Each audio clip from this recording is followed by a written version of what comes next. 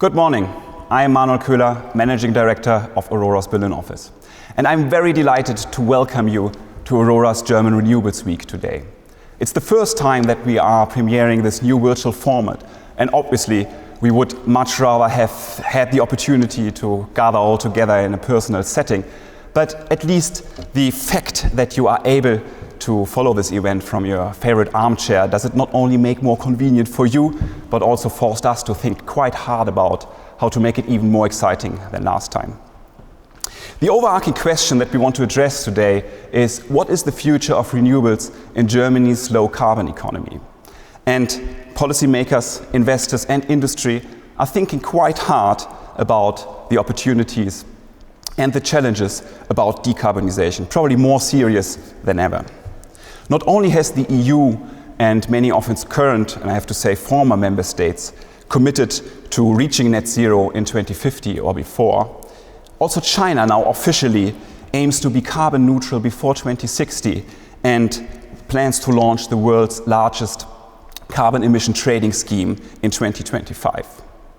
Sustainable investment is a mega trend. Financial institutions with cumulative assets of at least $47 trillion under management are committed to reaching climate-related investment targets. And this represents about 25% of the global financial markets. The number of commitments to reach net zero emissions from local governments and businesses has roughly doubled over the last year. Companies with a combined revenue of over $11 trillion, which is roughly half the size of the US GDP, are now pursuing net zero emission targets. And lastly, there's a growing consensus that also the economic stimulus packages in response to the COVID crisis should focus also on decarbonization, as recently argued for in a quite influential publication by Stieglitz, Stern and Hepburn. But of course, stating targets isn't enough. What's so fascinating to me, and sometimes even daunting, is the complexity of the transformation that the energy sector is undergoing at the moment. It requires the perspectives of policy, energy supply, financial investors, and industry offtake at the same time. And we will be looking at all of these at this event. We have an exciting year ahead in energy and climate policy, and we'll focus on this topic during the first day. In Germany, we are heading towards the election, and almost three quarters of voters see climate policy as an important or very important topic in this context.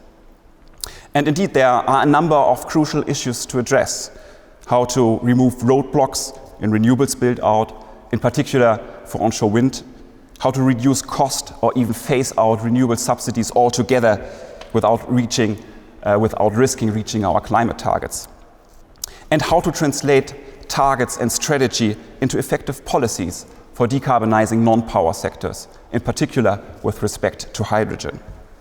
At the same time, we have seen a number of important developments in policy over the last year.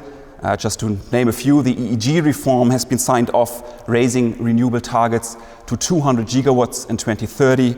The hydrogen strategy has been released, aiming for 5 gigawatts of electrolyzers in 2030 and 10 in 2040.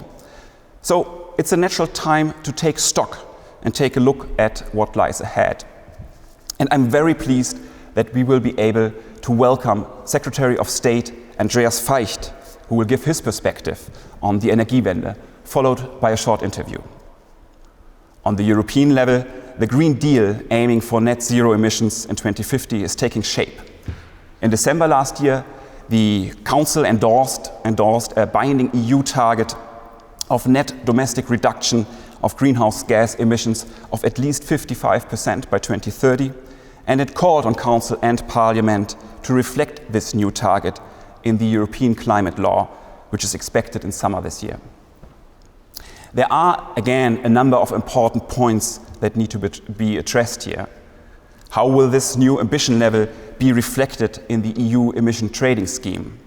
What will be the effect on household incomes as the exposure towards carbon prices increases? And how what will be the impact or the inclusion of further sectors like buildings and transports and the effect on industry. So I'm very much looking forward to Peter Zapfel's contribution and insights on these topics. He has been driving the European Commission's work on the EU ETS and related matters for over 2 decades. On the second day, we will take a closer look at the off-taker side. And it is remarkable that by now, it's not only policy and regulation that is driving decarbonization in industry, it's industry itself. And of course, this is driven by stakeholders like customers and investors who demand it. Sourcing clean energy raises a number of important questions for off-takers. For example, how the different options like guarantees of origins, PPAs, or even owning their own assets perform with respect to their sustainability claim, how strong it is with respect to cost and scalability, but also what role hydrogen can play in this. Thekla von Bülow and Cora Stütz from Aurora will provide a perspective on this.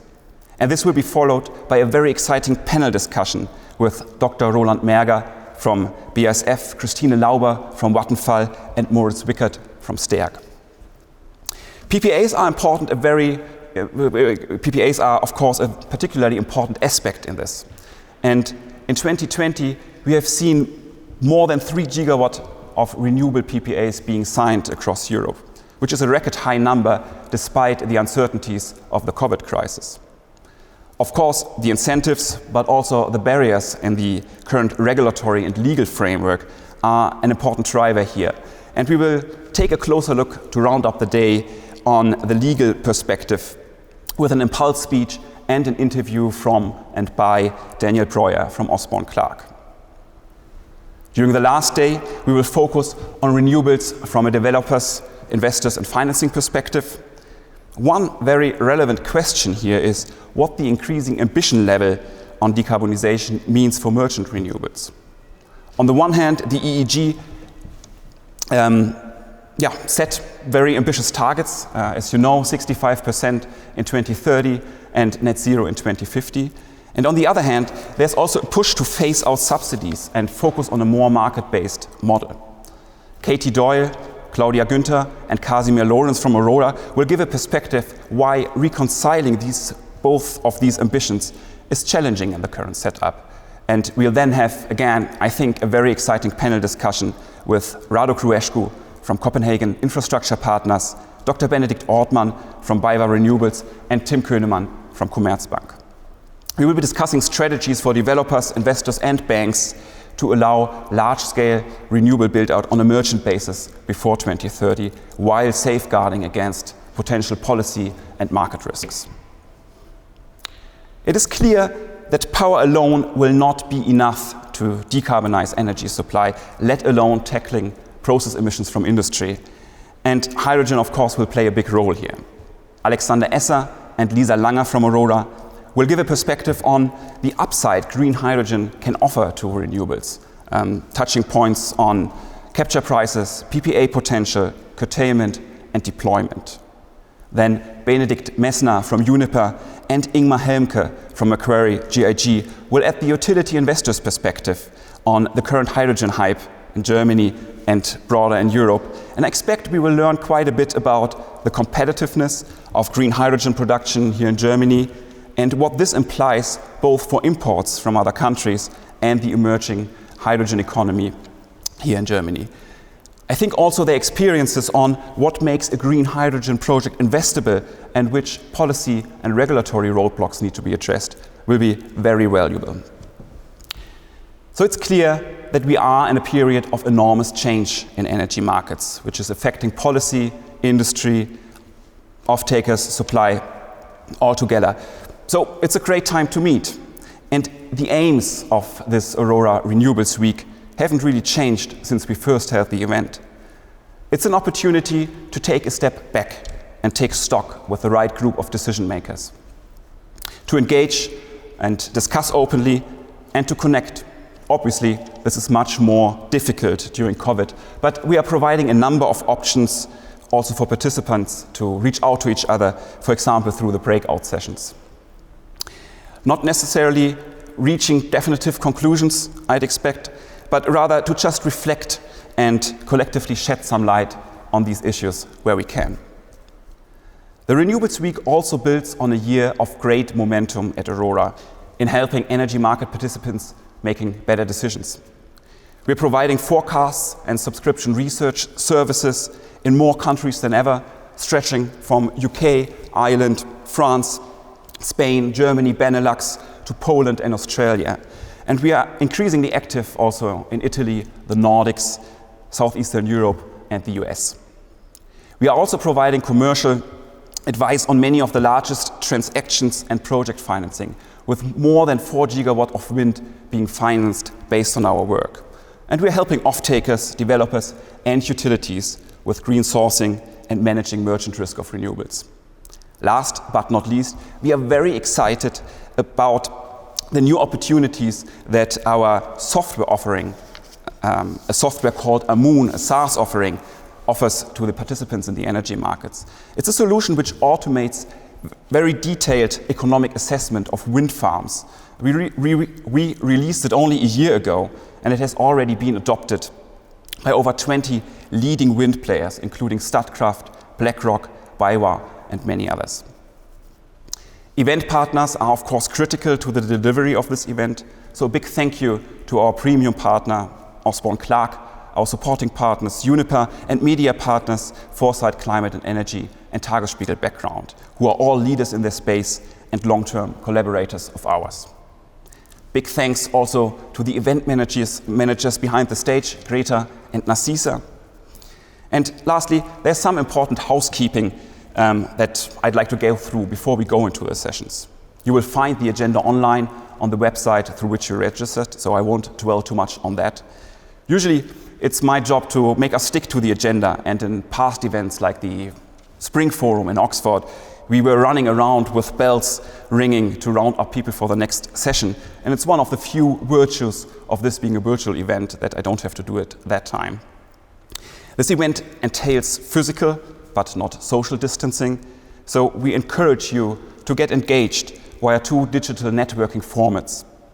We will have breakout sessions on the topics of the day on Wednesday and Thursday, respectively, via Zoom. So please feel free to register. We do expect these sessions to fill up quickly.